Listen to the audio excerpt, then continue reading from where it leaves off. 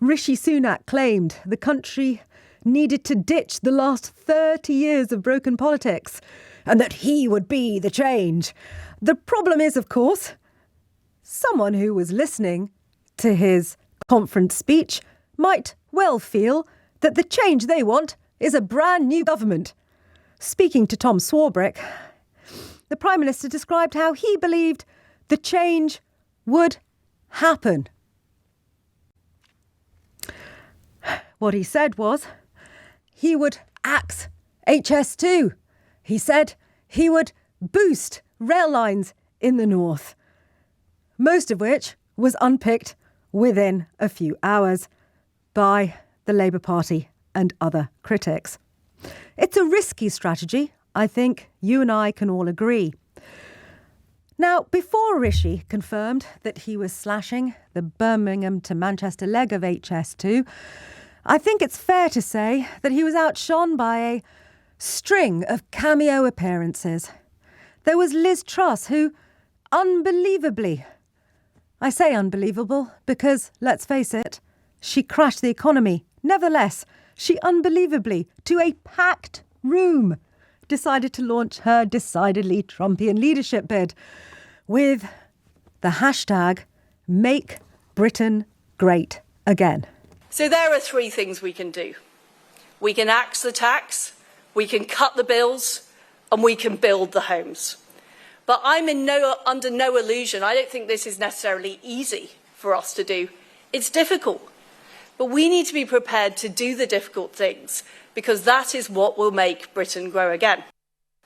And all of the people... Suella Braverman, fresh from her rather fetching blow-dry, I think we can all agree, to another packed room, made her leadership bid with the address that had, I would say, shades of Enoch Powell.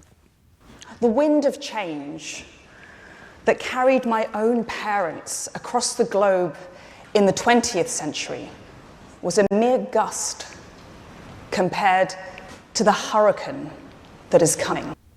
I mean, I know I shouldn't laugh, but... Anyway, meanwhile, whipping up a storm was sword carrier-in-chief and another possible leadership contender, Penny Mordaunt, in what can only be described as a swashbuckling. Stand up and fight. Because when you stand up and fight, the person beside you stands up and fights. And when our party stands up and fights, the nation stands up and fights.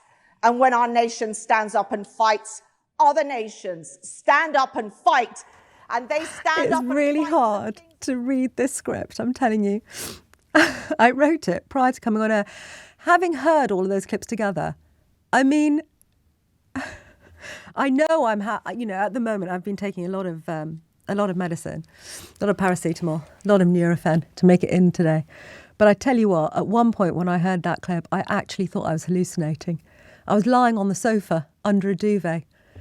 Can we just play it again, Alex? Stand up and fight. Because when you stand up and fight, the person beside you stands up and fights. And when our party stands up and fights, the nation stands up and fights. And when our nation stands up and fights, other nations stand up and fight. What is she talking about? Anyway, worse still, Sunak had foisted on him the worst optics of all. That being Nigel Farage turning up to the conference, later filmed dancing with former Home Secretary Dame Priti Patel at a party. By the way, she refused to answer any questions about it the next morning. In subsequent interviews, Sunak then goes on and fails to rule out Farage rejoining the Tory parties.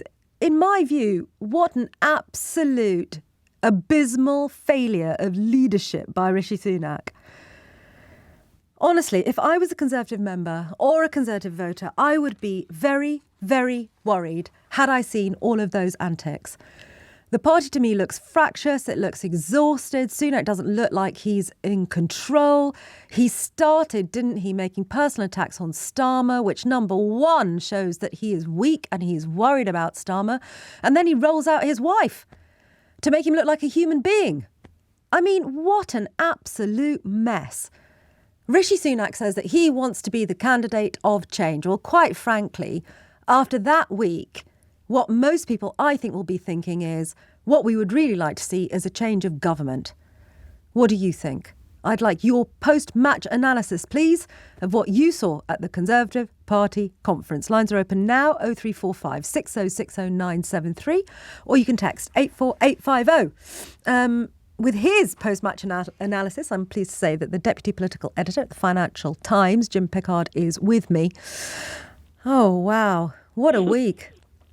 I think, to be fair to Rishi Sunak, it's pretty normal for political leaders to wheel out their reluctant spouses during party conference season. I think that's fairly normal. And to be fair to Penny Mordaunt, maybe she'd had a sherry or two before going on the stage. Who knows? But I think what you can see, the pattern you can see happening over the last 6 weeks or so, is that you can see a party which is basically doubling down on messages designed to appeal to the Conservative Party base.